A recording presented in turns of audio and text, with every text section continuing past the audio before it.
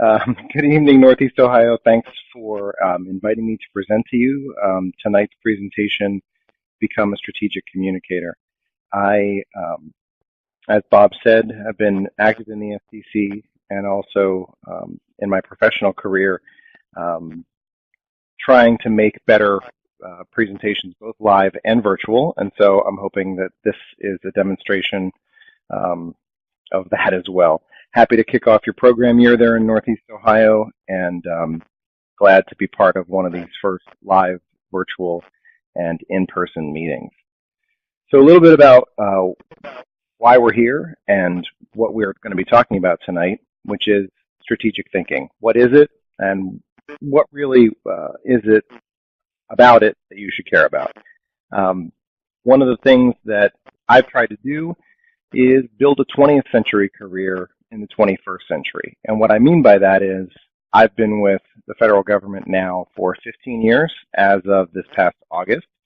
And when I graduated with my Master of Arts in Professional Writing from Carnegie Mellon at the height of the tech boom in 2001, it seemed like the career path for any professional communicator, especially one in tech, was going to be one of bouncing from job to job, never staying there very long, coming in, doing a project, short or long term, and then moving on. But what I found out was that in some organizations, large and small, you can arrive, find your niche, and survive long term if you're thinking both practically, operationally, and strategically. So we'll talk a little bit about what that is. And let's start by asking the audience a question. Are you one of the people that can see the big picture? And what I mean by that is, if you think about how people advance in their careers, if they stay within the same company, chances are they'll reach a point where they're managing people, they're managing projects, they're managing budgets, they're managing time, and they sort of look like that picture on the left of your screen. They become inundated with emails and phone calls and deadlines, and it's very hard for them to sometimes escape that vortex. If you're in a scientific, research, or technology organization, you might deal with the folks on the right. Most of those people are incredibly detail-oriented, and they've advanced in their careers, and they've become your subject matter experts or potentially your supervisors because of their technical acumen. But they're still very detailed in their approach to things. And so they're not seeing the big picture, not because they're in the vortex like the folks on the left, but because they're wanting to be laser focused. And so it's really hard for them. In fact, some people, it's virtually impossible for them to sort of zoom out to what we colloquially call that 30,000-foot view. So in your organization, you might know people on both sides of this slide, and you might be on one or both sides of this slide. But as we go through the presentation tonight, I'm hoping you'll see as a communication professional, you might be able to occupy a sweet spot that allows you to see the big picture. So I sometimes ask people, how do you feel at work? And for a lot of communication professionals who may be slightly introverted, a question about feelings may cause some anxiety, may cause them to not want to answer that question and run away from me. I may also ask them, how do your coworkers view your role? Now, you notice in that question, the first question asks internally about the person. How do you feel? The second question actually asks the person not about them themselves, but about how their coworkers view their role. And when I say role, I mean something akin to your job title or your function within the organization, separate from you, the person. And both of these are value questions, and the answers to some of these sort of get at the heart of, are you satisfied at work? How could you do better at work? How could you feel better at work?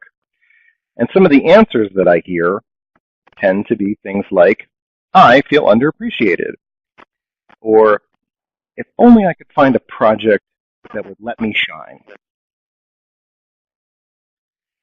So what I'm trying to get every professional and technical communicator, every content strategist and data architect to think more about is saying things like, I solve problems, and I add value, and I improve quality, and I make my role critical. So within an organization, finding out what it is that the company or the organization, be it a volunteer organization or your community organization, but specifically with your job, if your job is documentation or content strategy, when you're looking at what you do and what you bring to the table, you're going to want to be saying these kinds of things. And you're going to want to say them out loud. You're going to want to say them in meetings. You're going to want to say them in performance reviews because they should be true. Every person that's on the payroll should be adding value and solving problems. Every professional communicator should really be thinking about their improvements to the product and the output and the basically the money generators for the company, because that's really what your support, your function really should be doing. And the last one about making your role critical, that's really about thinking, what do I do and what does it say on paper that I do? And so we'll talk a little bit more about sometimes those two things not aligning. So I'd like to talk a little bit about what I call the VPN. And for most people in technology, when they think of a VPN, they're thinking of the picture on the screen. As of right now, we're not talking about that. But in fact, what I call a value priority nexus. And at first I thought, do I really want to introduce another three-letter acronym to the world of three-letter acronyms? But what we're really talking about here are critical areas when it comes to strategic thinking and how a professional and technical communicator thinks about their role. So value, thinking about what you would ask about yourself, things like worth. Are you useful? Are you helpful? Do you have an advantage? For a company, priority, sometimes it's primary, meaning the most important, and keeping in mind primary and most important may not mean most urgent. A lot of folks, especially if you're dealing with help desk calls and the kinds of things that are timely in nature, may think that they're never going to be able to work on strategic projects because they're constantly dealing with what's on fire and how am I going to put it out. And when I say nexus, I mean connections and convergence. And within an organization, we're always going to look to break down silos, connect like organizations, get input from where we need it, put outputs where we need them to go. So how did this presentation come about? I've previously spoken about, every great idea has a spark, and for this, it was an article I read, which the link will be found in your in the notes, specifically on strategic thinking, and an article that really resonated with me because it had a model, and I love models. So here's that model. This is the strategic thinking model that was in the article that I read. And I love that it has phases and it includes things that are recognizable if you're within an organization, and especially if you're a communication professional, because it talks about listening to your customer and engaging with your fellow employees, which are things that we do. So this model really resonated, and you'll notice that at the heart of this model is strategic planning. And you notice that the concept is strategic thinking. So I love the fact that this built a framework around what is traditionally focused on, which is just strategic planning. And if you just focus on strategic planning and you haven't got these feeder inputs and you don't have the plans for the outputs, you could be in an organization that's going to be forever in a cycle of strategic planning and not actually reaping the rewards of that planning. So bringing them this model might be helpful. So the model has a verbal definition. Strategic thinking is a planning process that applies innovation, strategic planning, and operational planning to develop business strategies that have a greater chance for success. Now, if we distill that down, you're starting to see keywords emerge. But if I think visually, I'm going to turn that into a formula. So I call this formula innovation plus strategic and operational planning equals success. And you may think, now, why am I presenting this to communication professionals? Well, this fulfills an organizational need, and as you saw by the first slide, the visual of leaders and engineers, a lot of organizations that we work for are in desperate need for people who can do both detail-oriented work and high-level strategic thinking.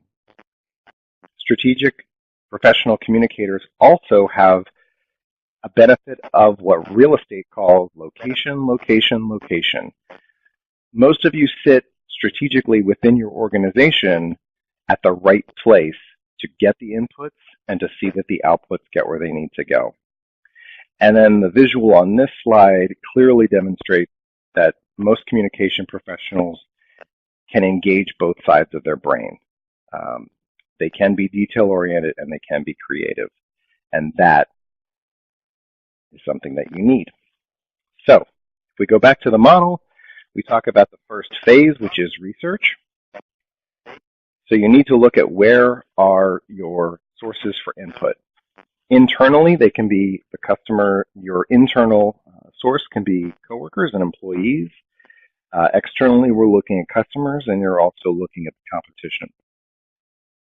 So how do you get the information that you need to do your job? Chances are pretty good you've already got some very well-worn pathways within the organization to get the information that you need. So let's put this into a visual. So in this map, we're talking about the three inputs. Those are the terms around the outside: customers, employees, and benchmarking. The triangle represents the greater organization, and the circles within that represent potentially your business unit, your operational unit, your team, and then you're at the bullseye. So let's talk first about the customers. So if you need information from the customer, how do you get it? Do you have feedback channels? Do you have websites? Do you have social media? Do you have a phone number that they can call to provide you with feedback? How do you output information to the customer? How do you tell the customer what you're offering them? I'm not necessarily talking about marketing and sales either. This would be feeding them the kinds of technical information potentially about future updates and release cycles and what's coming down the pipeline. And then how do you know what your customers are saying to each other? That's a double-headed arrow that you see fully outside of your organization. And this is another concept that I think strategically a lot of communication professionals need to consider. We've talked a lot about crowdsourcing and the idea of user-generated content. And one thing that's important to know is that potentially your customers are talking to each other. You're hoping that that's positive word of mouth. You're hoping that that's them sharing tips and tricks potentially. So if that's a conversation that's happening, are you listening to that conversation? And what information can you glean from that conversation? And does that provide you with some new knowledge that you can share to potentially advance your career? Now we'll talk inside the company about the employees. So how do employees tell the organization what they need? This could be how they need to function with regard to workflows. It could be timelines and adjustments to schedules. It could be business unit to business unit, which needs supervisors to sort of have a summit about something, right? And so how does that happen? What's the communication mechanism for that, and what information can be learned from those transactions? How does the business tell employees what it's doing? So this could be your intranet or your SharePoint. Does it utilize a comment section where employees can provide feedback when information is put forward to them? And then the double-headed arrow, which actually should be inside the triangle but outside the circles, is employee-to-employee conversation. And this was what we formerly called water cooler chat, and my screen just went blank. Oh, it's coming back. So the employee-to-employee conversations, like I said, with customers, they might be sharing information. With employees, obviously, these are hallway conversations or water cooler chats or IMs between coworkers where they might be talking about critical information. So in other words, they're having a similar conversation to when customers talk to each other. But those conversations are rarely captured. The outputs from a water cooler chat or a coworker lunch could sometimes be fantastic. The ideas that could be generated when coworkers tell each other things that start with the phrase, you know what we should do, and then they start giving each other great ideas about, you know, if I ran the company or if I was in control of documentation, I would do X or I would use tool Y, and then they proceed to talk about all the reasons why that tool is great. Are you aware of that? And does one of those people in that conversation come back and actually submit that idea to a suggestion box, virtual or otherwise? And remember, all these ideas are free for you to take back to your workplace tomorrow.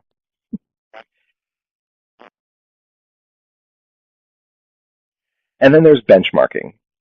So when you're asking the questions about how your company plays in the sandbox with its competitors, are you the market leader? Are you number two and you're drafting off of the leader and picking up the folks that couldn't get into the club? How do you get your information about the industry? What's your source for what's going on around the industry sector or the field where your product is in the marketplace? And how often do you compare the performance of your product or your market share with others? And if that information is not something that you're familiar with, it potentially should be, because this is another way to speak the same language as the folks that control funding and decision making. And that's a lot around strategic thinking, because you have to be able to provide a business case and some form of return on investment in order to get funding and staffing for any project. So if you put those three things in a blender and stir them up, you're ready to proceed to making a decision.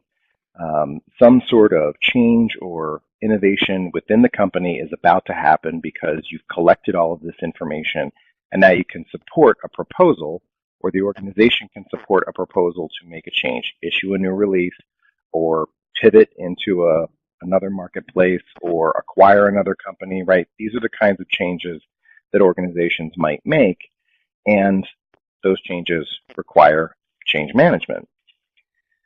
So if you're not familiar with change management, this is another homework assignment. Within all organizations, change happens. Not all organizations acknowledge that most changes require some form of change management plan. One of the ones that I became the most familiar with and has resonated with me repeatedly as the federal government, and my specific part of it has changed, is Who Moved My Cheese by Spencer Johnson. If you're not familiar with it, it has a host of points of entry, from very short YouTube videos to a full-scale multi-day workshop. But it really asks the question, acknowledging what the new normal looks like. And once you know what that is, and you know where you are, you as a strategic communicator can help your organization get to that new normal and help those folks that don't want their cheese moved to understand, hey, it's in a new place and it's okay. You'll be able to find it. So once the innovation or the change has been decided upon, you're moving into the strategic planning phase. For the purposes of this presentation, I'm just going to hit what I call the top 5 of strategic planning. These are things for which your organization may do, may have already done, may need to do again. And they are developing a mission statement, clarifying the vision, setting goals, undergoing a SWOT analysis, and identifying gaps. So we'll move through these one by one. Developing a mission statement. Mission statements should represent the highest level in a strategic planning process. It should happen within an organization and for mission-critical subunits. So it is possible that your organizational subunit might have its own mission statement. It may be because your project is time limited, but it still has its own mission and it needs to accomplish it by a specific date. Or it could be that you're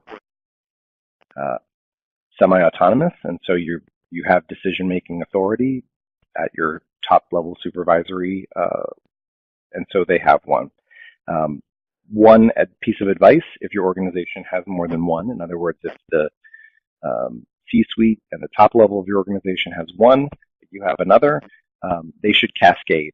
In other words, nothing that a subunit within an organization says in a mission statement or anything that's related to strategic planning should contradict the higher level.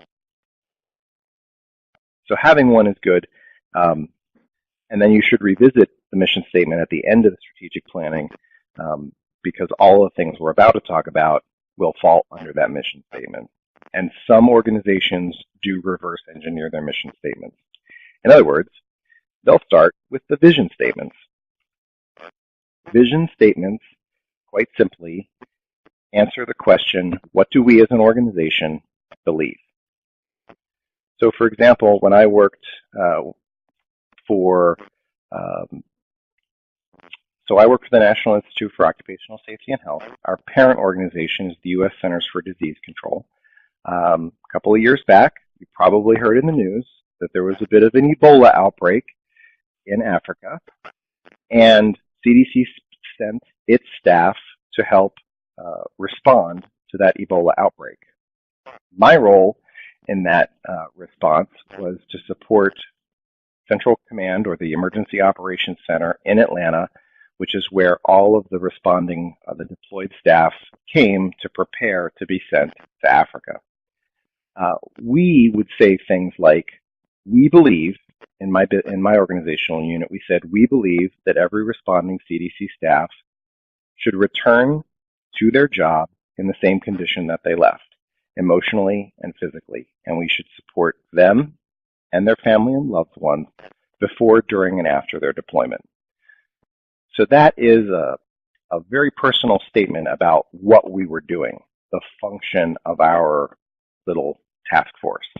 And maybe it didn't need to go any higher than that because all the work that we did was to support those staff that were deployed to Africa. If you want a corporate example, look no further than the company 15 years ago nobody thought would once be the most valuable company in the world. Apple's vision statement as of 2015 by its CEO Tim Cook said, we believe that we are on the face of the earth to make great products. And I'll paraphrase because he said, we believe in saying no to thousands of projects so that we can really focus on the few that are truly important and meaningful to us. And that sounds a lot like our value priority nexus. But it also teaches you a lesson. One of the ways Apple remains one of the most valuable companies in the world is by saying no. And something you might observe in your leadership and the way your organization functions is, how many things does it say yes to? In other words, how much more stuff does it put on yours or the company's plate without saying no to other things and taking some things away? If it's saying yes to too many things and it's not able to say no, that may be another indicator that this strategic thinking process is in need in your company. So from vision, we move to goals. Goals should be SMART in construction. If you're not familiar with the SMART goal process, the visual is there to spell it out for you. They should be specific, measurable, achievable, relevant, and time-based. when your company or your organizational unit sets goals and makes you aware of them, do they fit this SMART criteria? Can you determine which of the letters is missing and what about that part that's missing is really critical? One of the things that's most often missing are things like achievable. In other words, have they defined what success looks like and the measure by which that success is measured?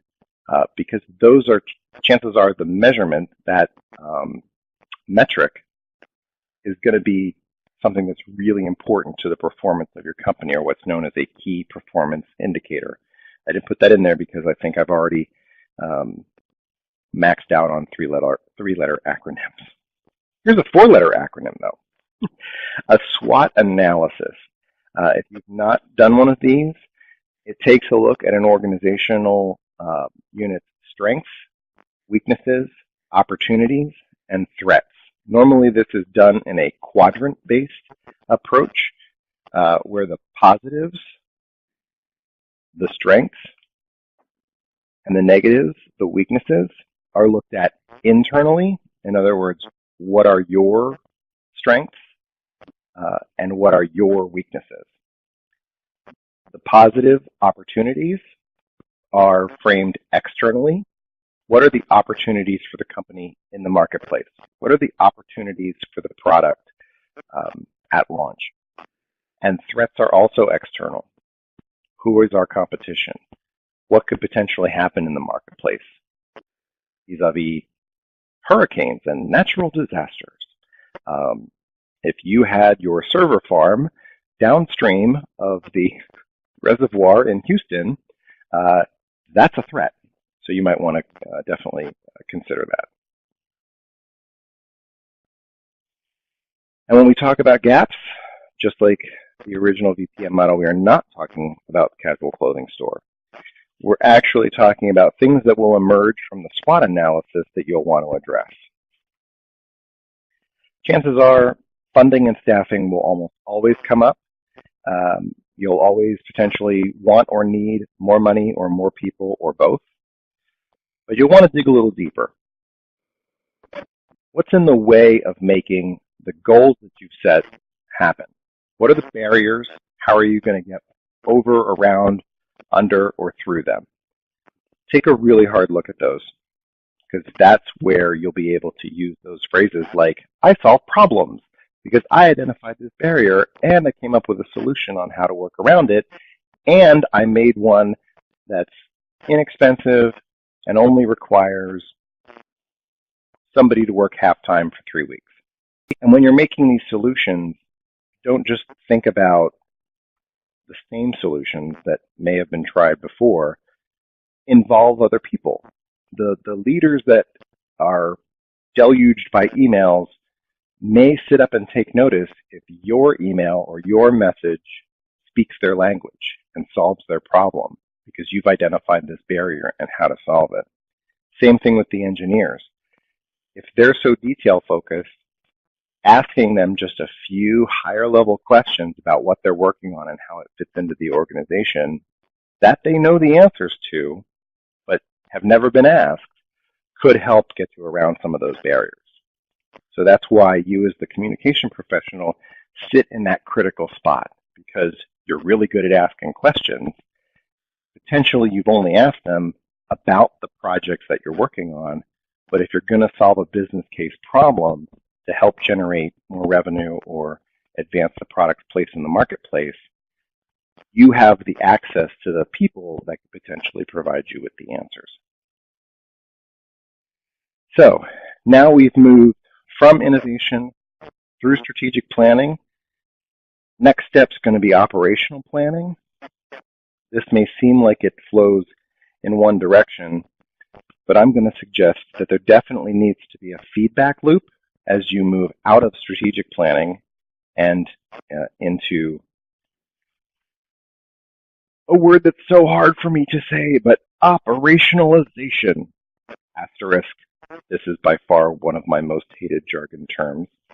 I like to call this developing action plans.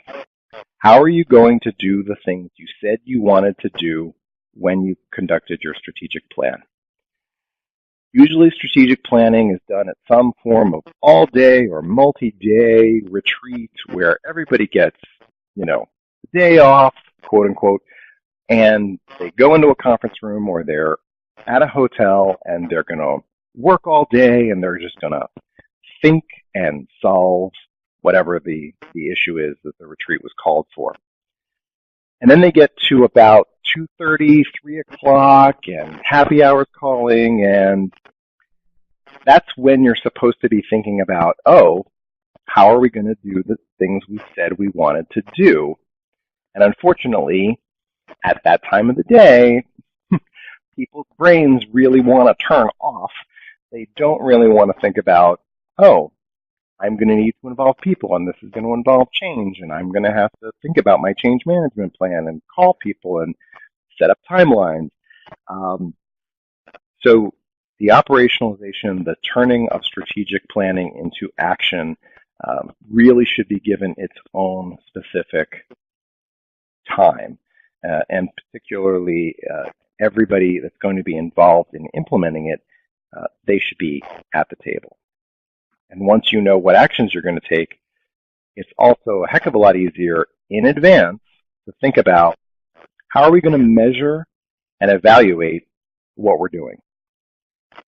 If you know what your goal is, that's when you ask questions like, how does success look like?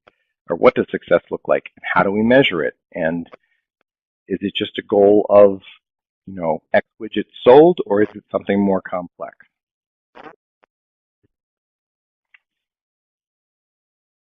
So I go back to this visual, and again, thinking of the professional communicator at the center of this, really just throw a dart in the bullseye.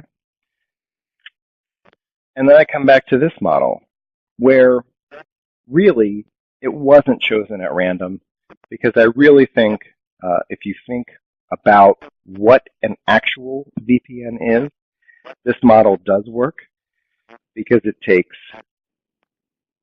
you via strategic thinking to success. So now that we've gone through the strategic thinking from beginning to end, I want to ask you a couple more questions. I know I've asked a lot of questions tonight, but is this role for you? You have to really think about where you are professionally and where you want to be, and so we ask this question.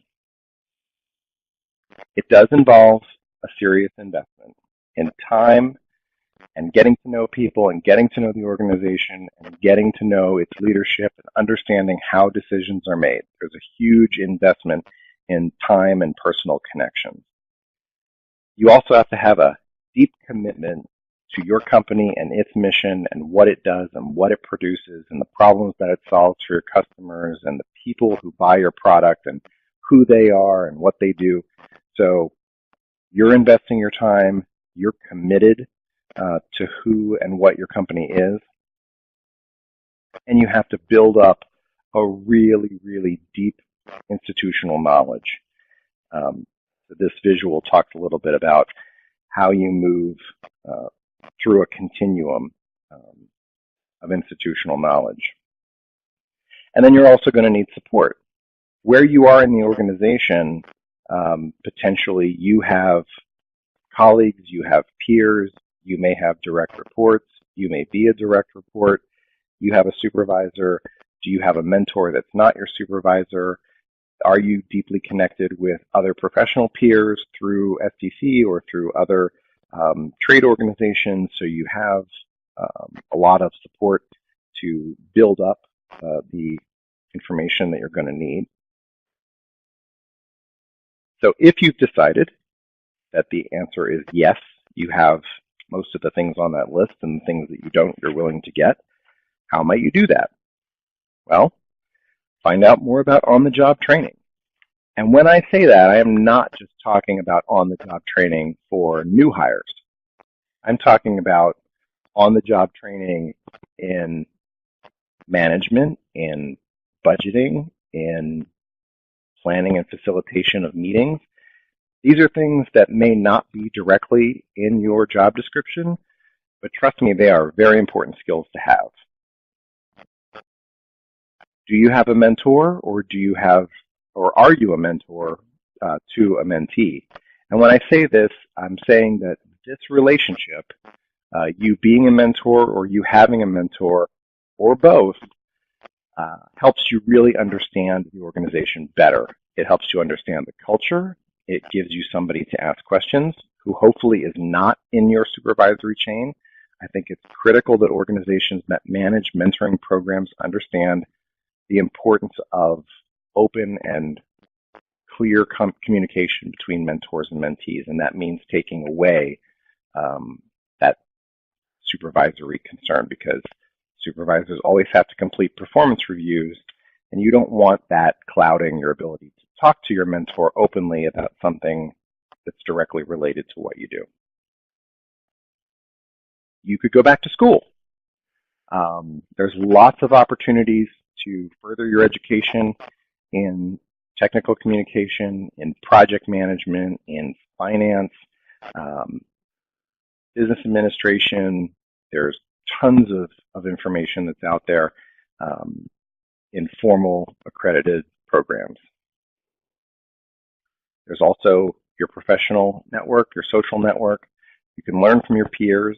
There's also STC certification. There's lots of opportunities for learning more, but I'm a really big fan of learning more as it relates to furthering what you do. And if you want to stay with the company that you're with, learning from your peers, understanding what education they have and how they've applied it becomes critical.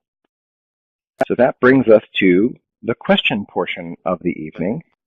Dave, the question is, how long do you put this strategy into place before you make a move?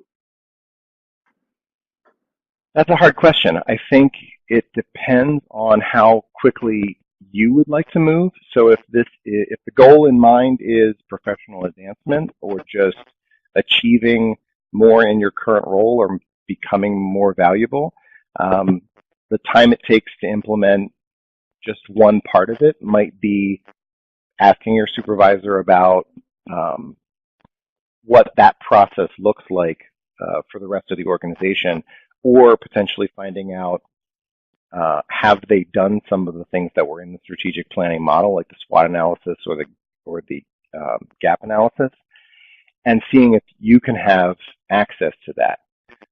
Because one of the quickest ways to solve those problems is presenting yourself as someone who understands the need for the data to support the organization's decision-making process.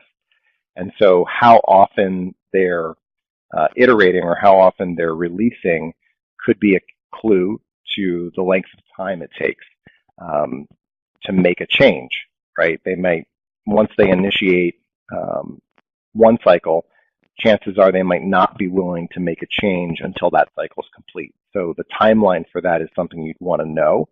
And then, is there a break in between those two things? So is there a reset? Is there chronological time when there's, say, an organizational shutdown?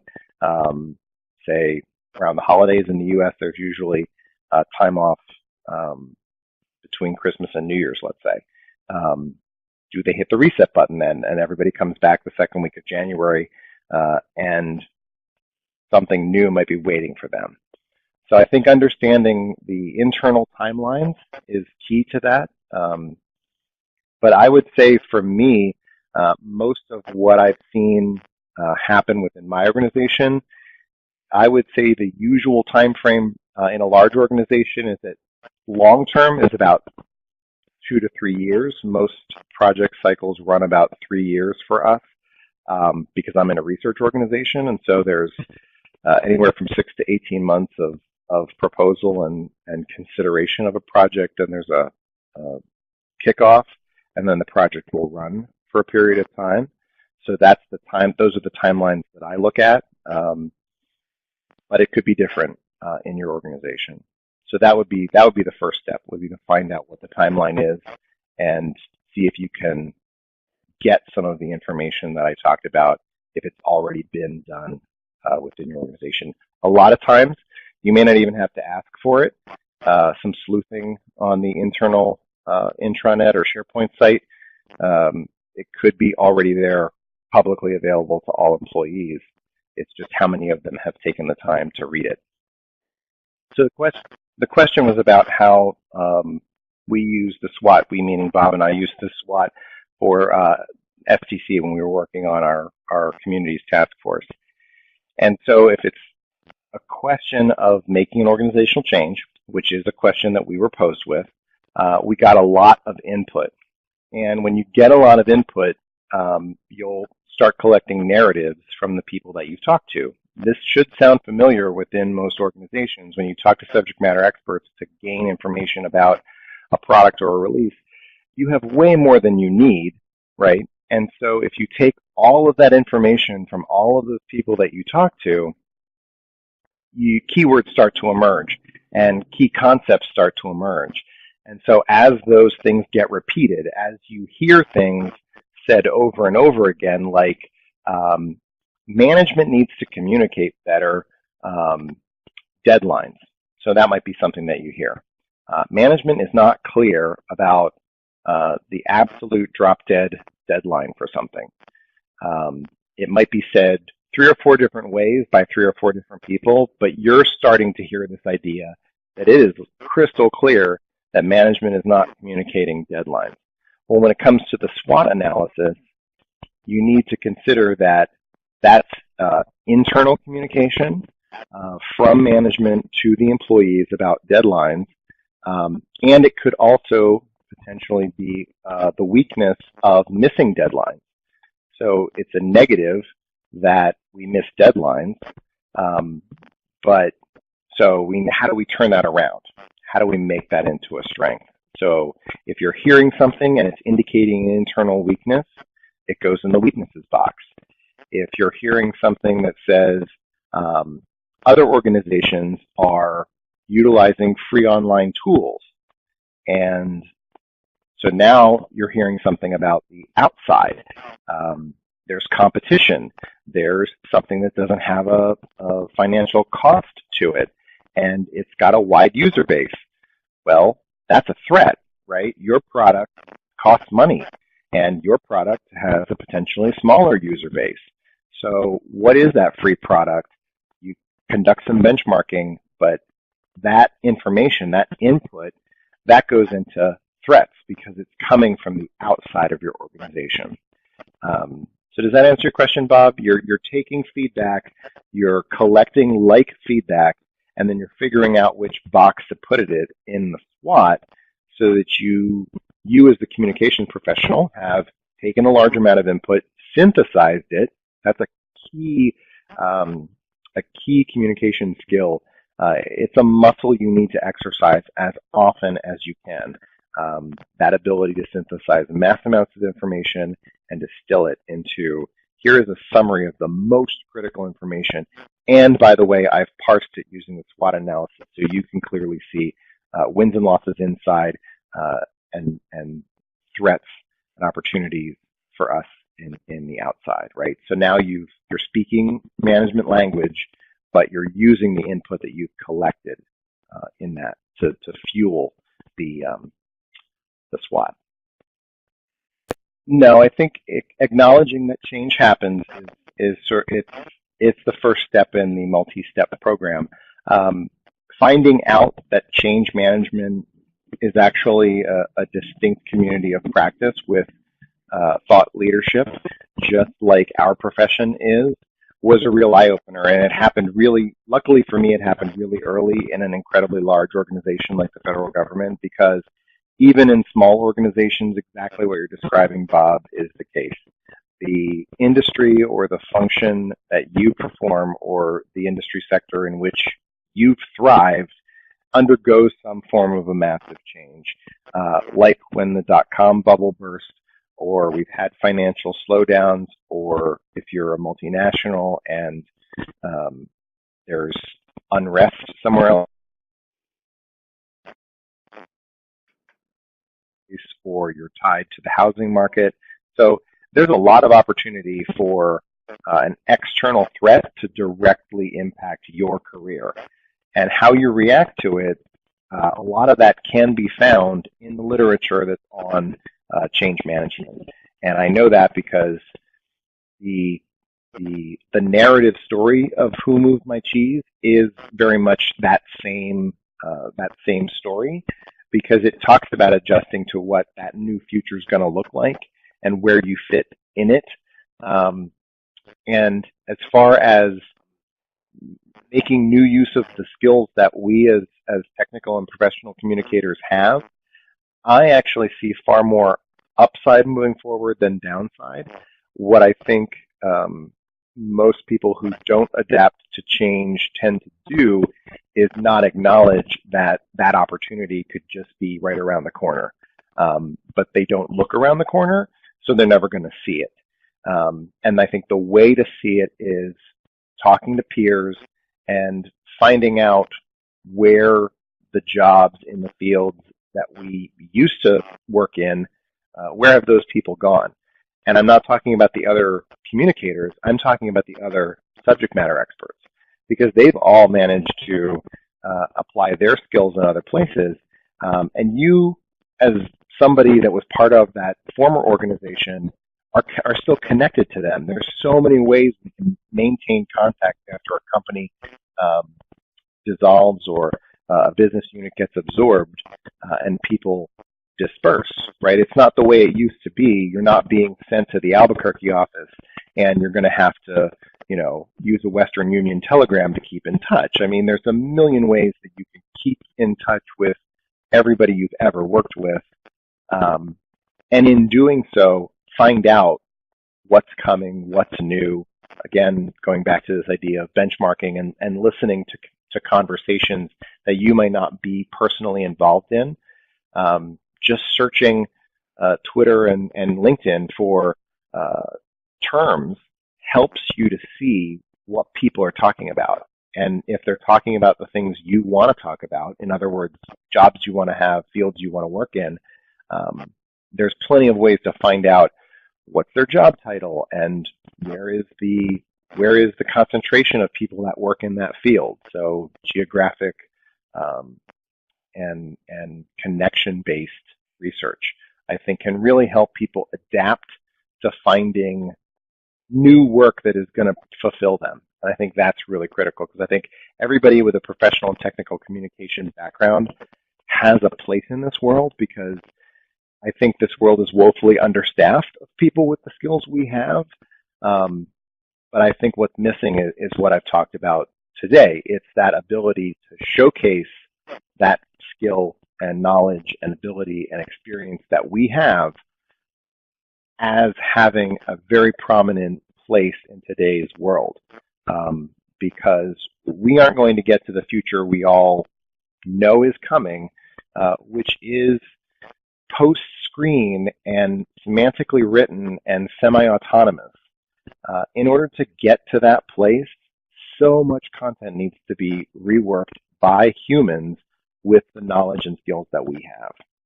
So to me, that shows nothing but employment upside. So what I'm saying is the jobs are out there and we're going to find them. How do you suggest conveying this strategy to other departments in your organization to get alignment of thought process before trying to implement change? Well, that is a fantastic question. I would suggest two things. One, I think I would look at history, because it's important to understand history, good or bad, and find out how the organization has evolved thus far. What sort of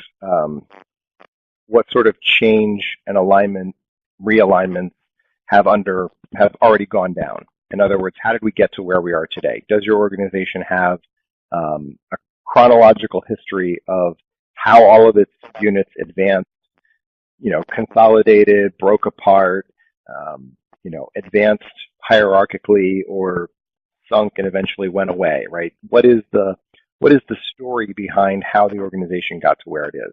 Because through that story, you'll see that at one point, potentially, all communication was done out of one shop, and at some point, marketing and technical split. or maybe it started out as all technical and eventually marketing came on board and stayed separate, but eventually came under the same leadership. So if you understand that there is a history about how the organization grew, evolved, and changed, those are your first clues. Because decisions were made along the way as to if we're adding more staff, where are we adding more staff, why are we adding more staff on the technical side versus the marketing side, or we used to have a big call center and now we've moved everything online, but we haven't actually taken online comments and solicitations as input for the next product release. Well, okay, that shows you that there's an opportunity there. So if your question's asking about organizational alignment, I think first is history. Second is if you see that there's a better way to do it, visually map that out for yourself. Showcase, just like I did with the triangle, show within your organization where you are and what satellites are in orbit around you, what other organizational units or people interact with you if you're specifically looking to work something obviously around what you do or your team does. Who all do they interact with? And if there's barriers, if there's a supervisory barrier or there's a physical or geographical or communication barrier between you and, let's say, the budget and finance office, who's in charge? And you may not want to go all the way to the director level. You may want to start with just the person that's involved with purchasing of items under $25,000, right? Or however finance is broken down, as if that's the example. And see if that person's open to you pitching to them your solution. And in asking that question, you might find out that they don't have the authority to make a change, but they'll tell you who does. So now you've got more information to put on your map of the organization and the change that you're thinking about bringing about. Another person to consider in that mix would be your mentor. If you have a professional mentor who's not your supervisor, chances are they sit in another place in the organization, or maybe they're not in your organization at all. Maybe your mentor is through STC or through your last job, and you still keep in touch with that person. Well, they run your idea by them and see what their suggestion might be, provided it doesn't break your organization's non-disclosure policy. So I think so that would be my suggestion. Go through your network and fly a test balloon with your idea. Go through your mentor, again, fly your test balloon there, see if they have any suggestions, and do your homework about the organization's history and how it evolved to the place that it is. And once you have collected those three pieces of information, you'll hopefully be able to fine-tune your proposal, and then also be asking the question, okay, now that I have this information, I think I have a solution to better integration or the ability to work together, or that, finance and product support should have, a monthly call, 20 minutes on a Tuesday morning just to talk about X, Y, and Z because we have periodic questions and we don't have any access to those people. I mean, it could be something as simple as that. That kind of alignment can happen if someone's willing to stand up and say, look, I promise you that every 20-minute phone call will have an agenda, and if we don't have one, it'll be canceled. But I think having this call will solve this issue and will help us meet our deadlines better, right? You're showing what the business case is for doing the proposal that you're making. Does that answer your question? Yeah, the slides, the resources will be included. This is the slide. Every one of these links is live. It includes the article. One of my favorites, the Covey Time Management Quadrant. There's, I think that link actually takes you to a paper version, a PDF version of Covey's Time Management. The next link there is Randy Pausch's Time Management Lecture to the University of Virginia. There's a resource there. It's a book, audio book, and I think there's still an active website for Seth Godin's Linchpin. I think that was another key influence for me. And one of our own, former president and SEC fellow Andrea Ames presented at LavaCon 2015 on developing your organizational power and influence.